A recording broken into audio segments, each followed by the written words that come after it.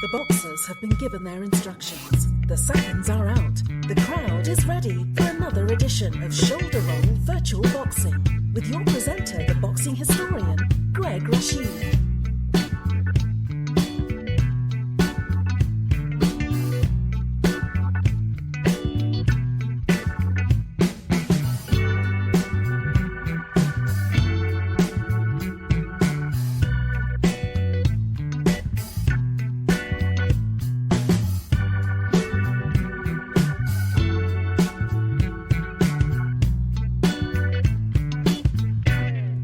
I want to say sweaty cup to everyone out there. This is Greg Rashid with another edition of the Shoulder Roll Virtual Boxing Podcast.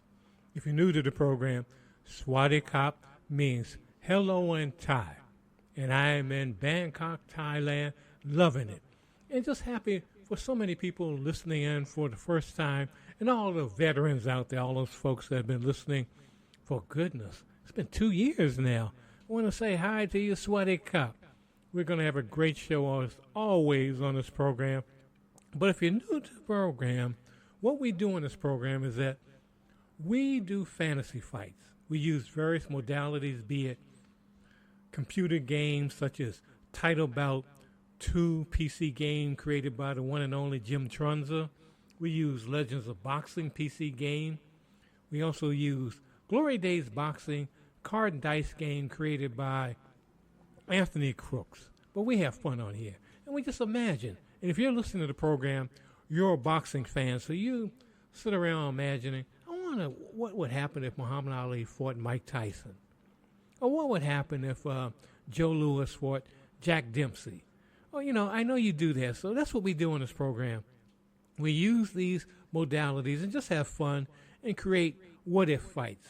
And today our what-if fight is going to be Larry Holmes versus the one and only Vitali Klitschko. And that should be a classic. That should be a good one. I know you're already thinking, you're looking at it, my goodness, Klitschko's so big, but Larry wasn't a little guy. But it should be a dynamite fight. But before we do the fight, we always like to give a little bit of boxing history for the new folks out there. And we're going to talk about the boxing history for the week of November 3rd through November 9th. And we have as our boxing historian herself, and she keeps claiming she's the martial arts champion. We don't know what martial arts she's a champion of, but we're going to have Jessica give us a little boxing history today on the Shoulder Roll Virtual Boxing Podcast. This is Jessica, your martial arts champion, with your boxing history for the week of November 3rd through 9th. November 3rd, 1973. Arnold Taylor survived 4 knockdowns to knock out Romeo Anaya in 14 rounds, winning the WBA World Bantamweight title. November 4th, 2006. Floyd Mayweather Jr. became the WBC and linear welterweight champion, defeating Carlos Baldomir. November 5th, 1994.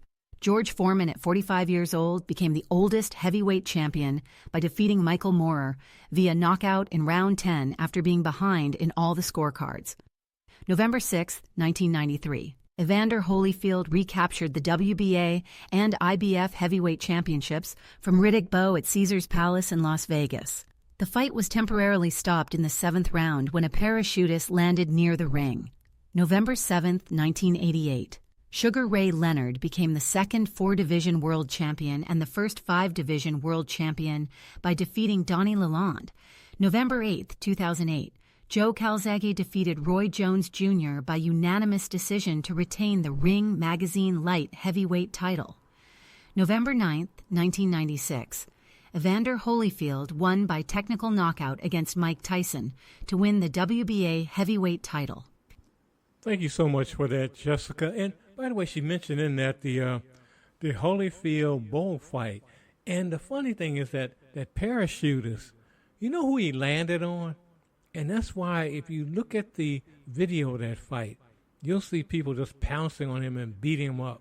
Well, he landed on Louis Farrakhan with the Nation of Islam, and his guys just beat the crap out of that parachutist. And I got to Google to see what happened to that guy, because that was his little 5 minutes of fame, but he got beat up for it.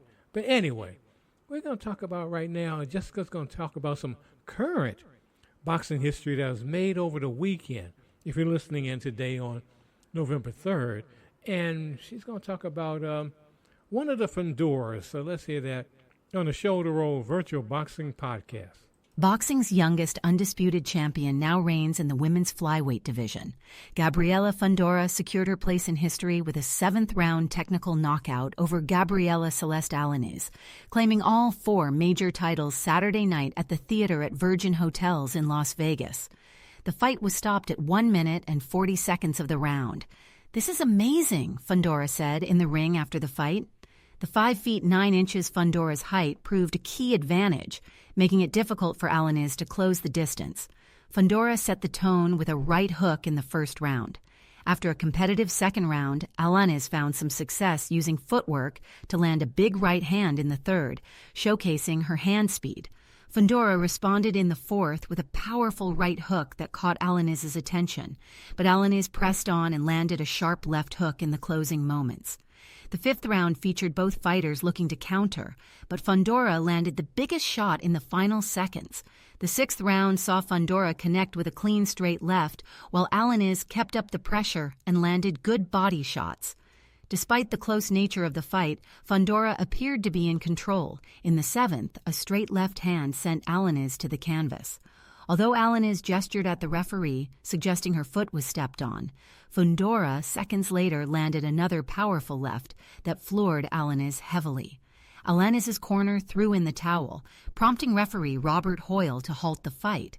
Afterward, Fundora dedicated her win to her promoter, Oscar de la Hoya. "He's making a new era of Golden Boy now," Fundora said. "He's welcoming the Golden Girl." Fundora improved her record to 15, 0 with 7 KOs, while Alaniz suffered her first knockout loss, dropping to 15, 2. If you've never seen Gabrielle fight, man, she's tough. You know, she is something. And I like her brother, too, Sebastian. That's a good duo there. And if I'm not mistaken, in boxing history, they are the only brother and sister combo to ever win championships, major championships. So I salute them. If you haven't checked her out, please check out her fights. They're amazing. They're something. She can battle. She really can. But I want to give you, Jessica's going to give you a little sad news here, coming from where I am right now in Thailand, about something that happened last week involving a Muay Thai fighter and a boxer. So let's hear what Jessica has to say about that. An Australian boxing champion is in a coma after he was found next to the body of his dead friend and fellow boxer at a hotel in Thailand. Pattaya police told the ABC that Muay Thai fighter Jason Tonkin and British fighter Joshua Goldstone checked into a hotel in Pattaya on Tuesday and were supposed to check out the following day. On Tuesday night, October 29th, hotel staff heard a man shouting for help and called local police. When they arrived, they said that they found Goldstone, 21, dead on the floor at the back of the room, and Tonkin, 27, in a state of intoxication and panic. He was taken to a nearby hospital where he remains in a coma. Police did not detect any signs of struggle but found cannabis, white powder, and a small glass tube. They are still waiting for lab results. Police say there are no charges against Tonkin, but once he is better, he will be questioned by authorities. Drug possession can carry hefty sentences in Thailand, depending on the substance. Yeah, Pattaya is not a place to play around in Thailand in general, but unfortunately, and some people call it Pattaya, the locals call it Pattaya here. But anyway, I don't really care for that area. That's the big beach, and I love going to the beach, but there's a lot of, put it frankly, there's a lot of decadence down there, and folks get in trouble all the time down there if they're not careful, but it's a sad story. I hope we find out what happens, but don't come over here dealing drugs and trying to do things, because you'll get in a Thailand prison forever. So stay away, and you might end up like what happened to the Muay Thai fighter did, dealing with these substances over here, so don't do that. But anyway, we'll get to something semi-lighter, but Again, we're going to be talking about a fedora. Jessica has another report about the brother of Gabriel, Sebastian. And let's hear what she has to say about him on the Shoulder Roll Virtual Boxing Podcast. The WBO noted a few weeks ago that Errol Spence Jr. was unranked at junior middleweight, and that a fight with Sebastian Fundora might solely be for Fundora's WBC title and could lead to Fundora being stripped of the WBO belt. Fundora must comply with WBO rules and fight an active world-rated contender, Gustavo Olivieri, at the time the WBO's lead attorney said in an interview with BoxingScene.com. He soon added, Team Spence or his representatives can certainly petition and argue the reasons as to why he is deserving of world rating consideration and request an opportunity to be ranked. That's exactly what Team Spence did during an October 31st meeting of the WBO Ratings Committee at the sanctioning body's convention in Puerto Rico. Phil Weiss of TGB Promotions, which works closely with premier boxing champions on its events, made the case for Spence, who is a PBC fighter. Fundora is also with PBC. Such a fight would be Spence's first appearance since his 9th-round technical knockout loss to Terence Crawford in a fight in July 2023 for the undisputed welterweight championship. There's been a lot said about Spence recently, Weiss said. A lot of insults and disparagements and, frankly, a little hate. Unfortunately, that's a symptom, I think, of humanity, where we tend to enjoy and even revel in unfortunate situations that heroes get faced with. It's rarely justified, and in the case of Spence in particular, it's unwarranted. No matter how you slice it, in his illustrious career, Spence has still only lost once, barely a year ago, and he lost to maybe the best fighter in the world. Not only is it far from a career-ending event, but certainly not in any way, shape, or form should it be considered an obituary. Speaking of which, Spence has come back from a near-death experience, a frightening car crash in 2019 in which he was thrown from his vehicle, to get back into the game, and he won. He's overcome injuries and his doubters, and he's proven his worth to the sport. He was and he remains a household name, not just in boxing, but unlike many, if not most, boxers. Outside of boxing, he was and he remains a top draw, and he's a fan favorite, no doubt about it. Now he's healthy and he's ready to fight. And who doesn't love a comeback story and all the emotions and excitement that those types of things conjure up? And after all, isn't that what boxing is all about? Isn't that at the core of boxing and what inspires boxing and is in the best interest of boxing? Weiss requested that Spence, who is rated first by the WBC but unranked by the other sanctioning bodies, be inserted by the WBO in the 10th position. I guarantee, and I think we all agree, that Spence versus Fundora will be a great fight and will absolutely be in the best interests of boxing, Weiss said. Olivieri, who has just been elected the WBO's new president, welcomed Weiss' appeal. I couldn't agree with you more, my friend, Olivieri said. He's got the merits. His only loss is against boxing's pound-for-pound king, Crawford. We will certainly consider your petition, refer it to the Ratings Committee, and they will proceed accordingly. I like that fight, Fundora and Spence, for the WBO and WBC championship. I think you have a strong argument on behalf of Errol. We have to do what's best for the boxers as well. Let's consider. Let's assess the situation and we'll make a ruling in the next couple of weeks regarding this matter.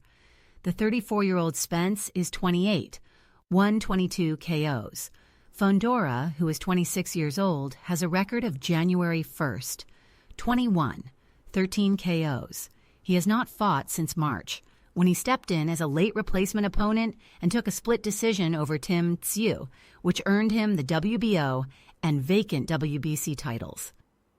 Thank you, Jessica, for that commentary about Spence and Fundora. I really think when they have that fight, that Fundora is going to beat him. I think, I know that Spence has lost only one fight, and as I said in the past, prior to 4 years ago, Spence to me looked like one of the all-time greats. I mean, he was something, but prior to the accident, there were rumors that he was drinking, partying too much, and then he had that accident, and he came in there against Crawford, who definitely is one of the all-time greats, and got whipped. I don't know. I don't think he I don't think he can beat Fedor. I don't like the idea how he jumped in the ring immediately after Fedor won the fight against Tim Tszyu, but, that's boxing. That's the way it is. But anyway, we're going to get to our fantasy fight today in a minute, but I want to say hi again to everyone that listens to the program, supporting program, and if you can, so we can get a better mic and other new equipment, become a Patreon. Go to patreon.com, look for Ringside Fantasy Fights and News, and become a Patreon, $1 a month, whatever you can do. Also go to Buy Me a Coffee, and, buy me a coffee on there and look for them. Ringside Fantasy Fights and News on there, and get $1, whatever you can do. I know times are tough, but do what you can, whatever you can do. And I just, again, want to thank everyone that listens in, especially the folks that listen in, or everyone all over the world, but I want to especially thanks to the folks that are listening in right now, Sunday afternoon at 3 p.m. Mountain Time, and I hope you change your clocks, on KUHSdenver.com, created by Henry Archuleta. I want to say hi to all my friends in Colorado. I'm going to get back there. I keep saying that I'll be back there to visit at some point. But anyway, we're going to get to our fight right now. And as I said earlier, it's going to be heavyweights. Larry Holmes versus Vitali Klitschko. And we'll see what happens to that. That's two heavyweights. And we're going to have the one and only Knockout Nigel as our commentator. So let's see what Knockout has to say about this fight. So take it away. Knockout in his favorite place because he still can't go anywhere. He's in Liverpool again. So let's hear Knockout Nigel give his commentary on the Holmes-Klitschko fight. Cheers. This is Knockout Nigel, your humble announcer, coming to you from the Grand Anfield Stadium here in Liverpool, where my Reds play. This promises to be a right cracker of a fight. Larry Holmes taking on the towering Ukrainian Vitali Klitschko. Let's see who's going to get the upper hand early on. And I will get the upper hand on this wonderful Liverpool bubbly as round one begins. And here we go, fight fans. Larry Holmes and Vitali Klitschko meet in the center, and Holmes starts immediately with that signature left jab, sharp as ever. Klitschko tries to gauge the range, keeping his guard up and moving slowly forward. Holmes isn't letting up, flicking that J-left jab over and over. But here comes Klitschko with a hard right hand that just grazes Holmes. Holmes moves back, adjusting his distance, and sends out a double left jab. Klitschko is taking his time, but there's the bell. A strong opening round for Holmes with that beautiful jab. Round one score, 10-9 Holmes. That piston-like Holmes jab may quickly up some scar tissue above Klitschko's right eye. I will hold off on the bubbly for now. Holmes wastes no time, back with that left jab, scoring consistently. He's in his rhythm early, and Klitschko's keeping his hands high. Holmes is dancing around, landing a few rights over the top, and Klitschko's still measuring. And there it is, a thunderous right from Klitschko. It lands, and Holmes felt that one. Holmes did a dip and appears to be ready to hit the canvas, but Holmes bounces back with a jab-straight combination. Klitschko is unfazed and is pushing forward, but Holmes stays out of trouble. The bell rings, and this one's a bit closer. Klitschko found his range for that thunderous right hand. If he connects once more, Holmes will definitely be counted out. Round two score, 10-9 Holmes. Into the third now, and Klitschko's on the move, looking to make it rough. He is trying to trap Holmes into the neutral corner. Holmes snaps another left jab, and Klitschko ducks low, coming up with a big right uppercut. It's partially blocked, but Holmes takes a step back. Holmes may have blocked it, but he looks a little glassy-eyed. Klitschko's in pursuit, and he throws a right hook to the body. Holmes jabs again, but Klitschko lands a stiff left hook. Holmes shakes it off. He is telling the crowd that it didn't hurt him. Klitschko fires off a powerful right hook that knocks Holmes into the ropes above us. This time, Holmes is not talking to the crowd about not being hurt. He is dazed. Only the bell to end round 3 saved him. That's a strong round for Klitschko, who seems to be getting his timing down. Larry better be careful. Round 3 score. 10-9, Klitschko. Holmes starts round 4 with that piston-like left jab, landing clean and keeping Klitschko at bay. He's controlling the distance beautifully. Klitschko tries a lunging right, but Holmes moves to the side and fires a right cross that lands clean. Klitschko took a step back from that shot. His brother Vladimir is screaming from the corner to clinch, which he does. Holmes hurt him. The crowd's on their feet. Holmes is sticking and moving, making Klitschko miss. Holmes is connecting with that left jab. A straight right opens up a cut on the corner of Klitschko's right eye. That will potentially be a problem. The round closes with a slick left-right combination from Holmes. What a display of classic boxing. Holmes takes that one clearly. Holmes got his second wind in the 4th. He is much too fast for Klitschko. The fact that he keeps his guard so low makes him an easy target for the Holmes left jab.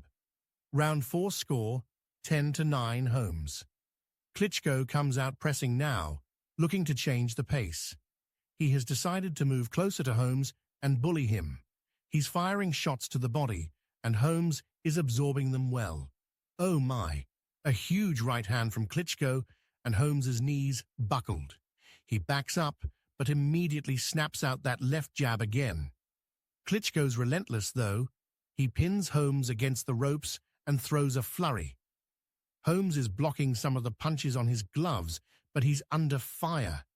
A straight right from Klitschko wobbles Holmes at the bell to end the round. One more second, and Holmes would have hit the canvas. Eddie Futch is in Holmes' corner, calmly but firmly asking Holmes to be mindful of Klitschko's straight right. Round 5 score, Klitschko 10-9. Time for some of this great Liverpool bubbly. By the way, did you catch that great Liverpool win over Everton yesterday? The Reds are going all out this year. Both men seem determined here as they meet at ring center to begin round 6. Holmes is back to his left jab, and it's landing flush on Klitschko's face, breaking up the rhythm. Klitschko lunges forward, but catches a quick right cross from Holmes. Blood is beginning to trickle from the corner of Klitschko's right eye. Vitali's tough, though. He doesn't back down. Holmes is sticking and moving again, and he's making Klitschko miss with some slick head movement. Klitschko cannot find the range as Holmes dances around him on his toes. A straight right lead from Holmes backs Klitschko into the ropes. Holmes is measuring his man. Klitschko is trying to cover up, but his defense is unable to block that Holmes' left jab. Holmes closes the round with a sharp 1-2 that draws applause from the crowd. Holmes gave another boxing lesson in the 6th. Klitschko went back dejected to his corner, only to be met by an angry Vladimir.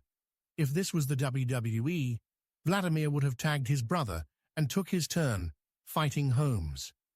The way he is looking at Holmes, he may try to double-team him. Speaking of doubles, I will take a double swig of bubbly. Round 6 score, 10-9 Holmes. Holmes looks confident to begin round 7, and he's using the left jab like a master. Klitschko just can't seem to get past it. Vitali tries a right hook to the body, but Holmes counters with a right uppercut that lands clean. Klitschko's head snapped back. Klitschko's showing a bit of frustration now, and Holmes senses it. He's keeping his distance, jabbing at will. Klitschko tries a hard right, but misses again. Holmes is picking him apart with the left jab. Klitschko continues to miss with his right hook. He hasn't thrown a jab since the opening round. He is hoping he can score with one punch. That strategy will not work against Holmes. Holmes pushes Klitschko into the ropes and lands 2 double left jabs. Blood is pouring down like a river from the corner of Klitschko's right eye. Every time he attempts to wipe the blood away, Klitschko is met with another Holmes left jab. The referee calls time with 35 seconds left in the round. He wants the ring doctor to look at Klitschko. The ring doctor has decided to let the fighters continue.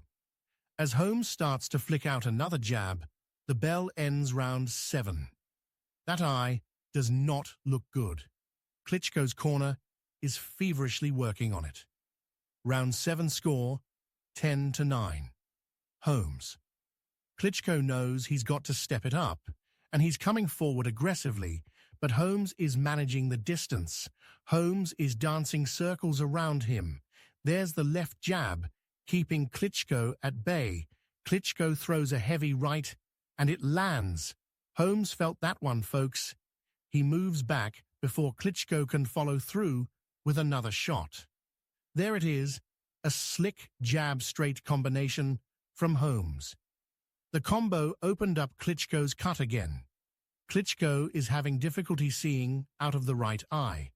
Holmes fires off a double left jab, a right cross, and combination that backs Klitschko into the ropes.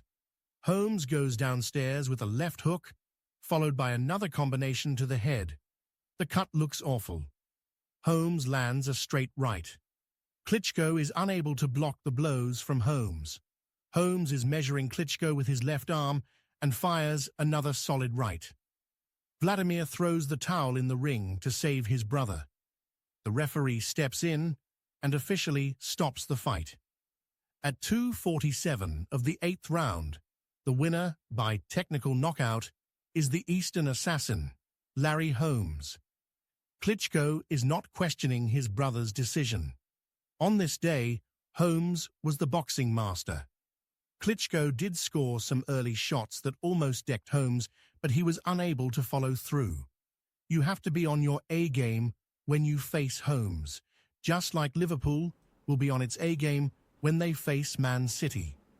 I will now return you to our Bangkok studio. This is Knockout Nigel. Cheers. Thank you for that knockout. And that fight was reenacted by Title Bout 2 PC game created by Jim Trun's a great game. Well, all the games we use on here are great. But I could actually see that. I could see Holmes easily slicing and dicing Klitschko. Both Klitschkos, actually, but Vladimir. I could see him doing that easily. I could actually see him knocking out his brother, Vladimir, the younger brother. And maybe we'll put that fight on here sometime and see what happens. But I hope you enjoyed that on the Shoulder Roll Virtual Boxing Podcast. Now, excuse me. Knockout Nigel, he's been begging me because last week, we mentioned it on the program, October 30th, believe it or not, was the 50th anniversary of the Rumble in the Jungle, Muhammad Ali versus George Foreman, where Ali retains his title. And Knockout, I'm coughing because I can't believe what, I have to cough because Knockout said, I was a toddler then, and I don't remember that fight. I'd like to reenact that fight on your program. Well, Knockout, I have looked at your passport. You are 3 years older than me, and I'm 70. But anyway, you play that game that you were a toddler then in 74. But let's not right now. We're going to let Knockout reenact the 8th round of that fight on the Shoulder Roll Virtual Boxing Podcast. Cheers. This is Knockout Nigel, your humble commentator, bringing you the action from round 8 of this legendary 1974 bout between Muhammad Ali and George Foreman. Now, Foreman has been charging all night, throwing those relentless punches, but Ali's been pulling out all the stops with his rope-a-dope tactics, wearing down the big man with clever defense. Just look at Foreman. He's slowing, his punches are heavy, and Ali is taunting him. leaning into those ropes, inviting the big swings that are now looking tired and wild. Oh, and here it comes. Ali's coming off the ropes with a lightning combination, a jab, another jab, and a right hook that's landed cleanly. Foreman is staggering. Ali has been waiting for this exact moment, and he's now dancing, floating, as we've seen him do so many times before. Foreman swings, but Ali's too quick, darting around him. Ali's got him. Another jab, and now a right hand that connects solidly. Foreman's reeling, folks, barely able to stand. And down he goes. Foreman is down. The count's begun, and this Zaire crowd is roaring. The rumble in the jungle might be ending here and now. And yes, Foreman is still on the mat, unable to beat the count. Ali has done it. The great Muhammad Ali has conquered George Foreman in one of the most thrilling moments in boxing history. What a night. What a fight. Ali regains his title, and he truly is the greatest. Okay, Knockout, you got it out of your system. I hope you're happy now. But yeah, that was his reenactment of the 8th round of the Rumble in the Jungle, Ali versus Foreman. And if you've never seen that fight, if you're a boxing fan, if you haven't seen that fight yet, go on YouTube and check it out. I mean, it's not only a boxing history, it's just history in general. And there's a documentary that came out years ago. There's a DVD, and I think they show it on YouTube. I have to double check, but When We Were Kings, and it talks about that whole fight, as well as the music and all the background things that were going on at that time in Zaire, which is now known as the Democratic Republic of the Congo. But it's a fascinating documentary. Check it out. I think it won the Academy Award for documentaries. I have to double check that. But yeah, it's amazing. But check that out. But Knockout from time to time, he gives me these off-the-wall assignments he'd like to do. And we're going to play right now James Cotton. This is Off the Wall, and James Cotton, a great blues player, on the harmonica. So let's hear that on the Shoulder Roll Virtual Boxing Podcast. And this is not the Michael Jackson Off the Wall. This is James Cotton. So let's hear that.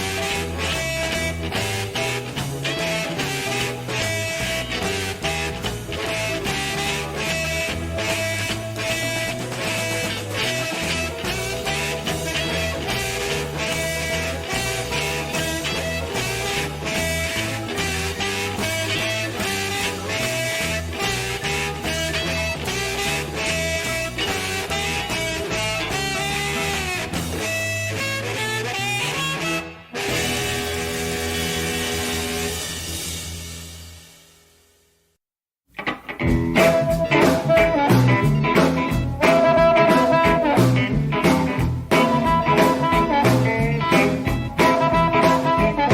a Starbucks on every corner, every restaurant's that is nice. But when the hood goes up, so does the rent, and I can't pay my price. I gotta move out to the suburbs, 'cause the low end got too high. I can't live where I grew up, y'all. I gotta kiss my hood goodbye.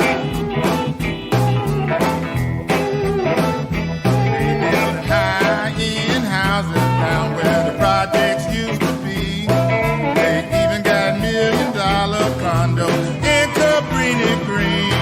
I gotta move out to the suburbs, 'cause the low end got too high. I can't live where I grew up, y'all. I gotta kiss my crib goodbye.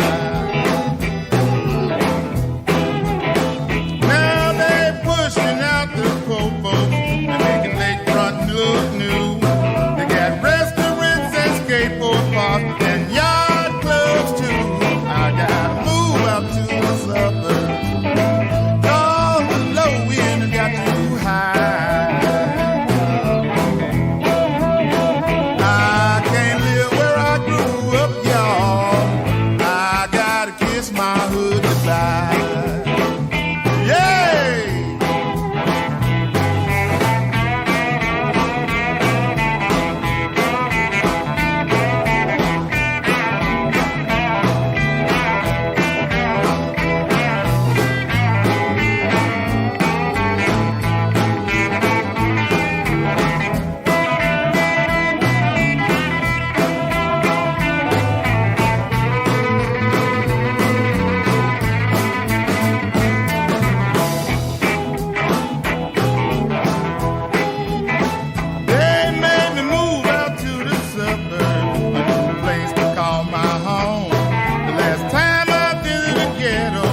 Like a step in the twilight zone. I gotta move out to the suburbs, 'cause the low end got too high. I can't live where I grew up, y'all. I gotta kiss my crib goodbye. Well, in the suburb where I live in, I can't say it's very nice.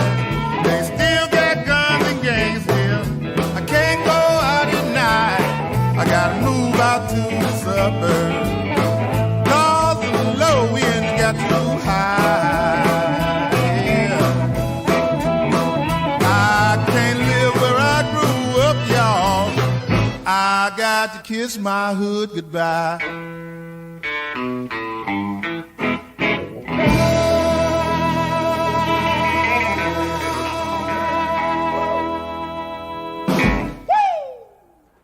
Woo! All right, that was the Cashbox Kings, and that was Gotta Move Out to the Suburbs. And I got the cops are coming. I don't know what's going on. You might hear that in the background. And before that, we did James Cotton, and that was Off the Wall. And this show is always kind of off the wall because, as I always say, this is a boxing variety show. First half of the show, we talk boxing. Second half, we play music. And we just have a good time on here. And so many people like the music I play on here because I'll go everywhere. I do blues, jazz, country and western, rap, funk, a little bit of everything on here. And right now, I'm going to really get off the wall here because I know those of you who are listening in America, you had to set your clocks, I guess, back. And I'm going to do a song right here from 1970. We're going way back with Connie Stevens. And Connie Stevens, she went to Philly International. She cut out a superb album. You can find it, but I'm going to play a couple of cuts from that. This one being TikTok. And it's dedicated to all those folks got to change those clocks back. We don't have to do that over here in Thailand. So let's hear that on the Shoulder Roll Virtual Boxing Podcast.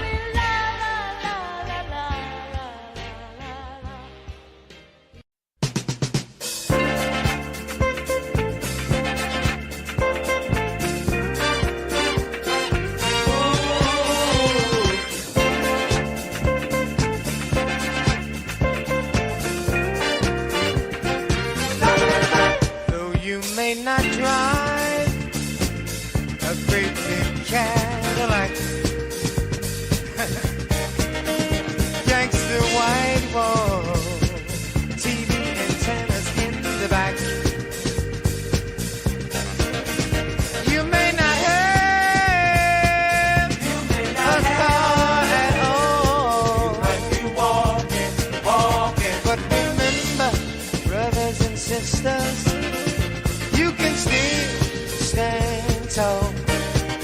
Just be thankful for what you got. Though you may not drive a great big Cadillac, gangsta white wall, TV antennas in the back. You may not have a car at all, but remember, brothers and sisters, you can still stand tall. Whoa, driving in the back, sunroof top, digging the scene with a gangster lean. Yeah, you're driving a Cadillac car with your bad self. Drive on, brother. Yeah, yeah, yeah, yeah.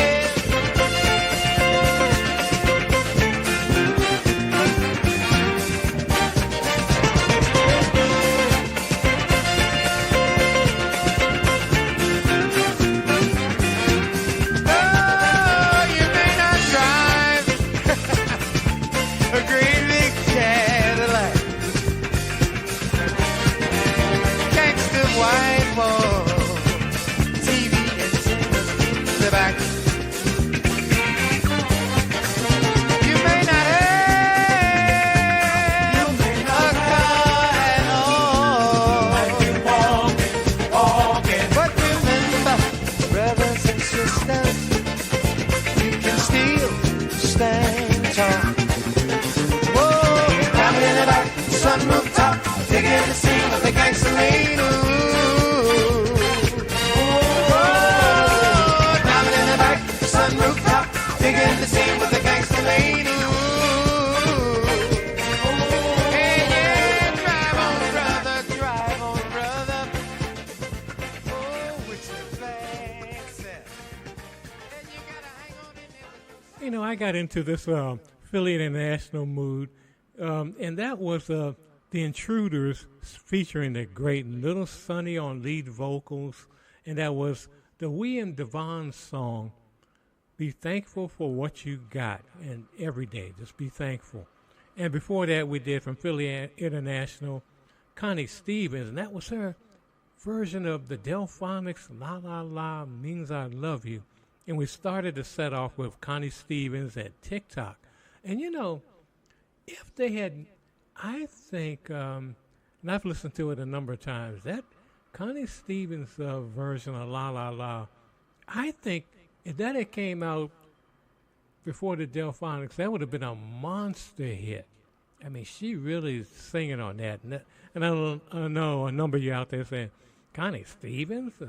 Yeah, but she cut an album in Philly International with, Gamble and Huff, and that, I mean, you can hear it, and they can make anyone sound great. They were amazing. What they would do with vocalists, they could make anyone sound great. They can make you sound great. They make me sound great. But anyway, hope you enjoyed that music on the Shoulder Roll Virtual Boxing Podcast, our musical portion of the Boxing Variety Show. But we're going to get ready to get out of here right now. I actually want to go ahead and check out the beautiful weather before it rains here. It's always beautiful here, even in the rain in Bangkok, Thailand. But again, as we always say, go in love and go in peace.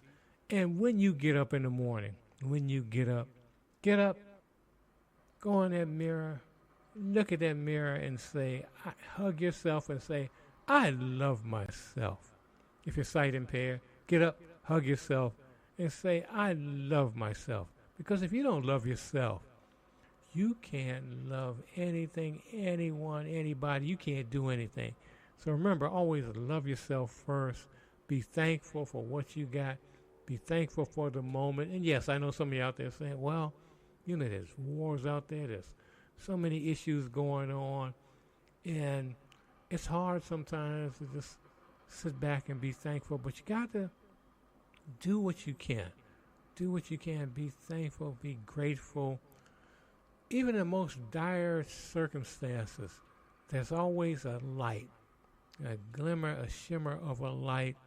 And we're all here for only a moment. So do what you can, if you can, to make it a better place in your community, in your suburb, in your prefecture, wherever you are.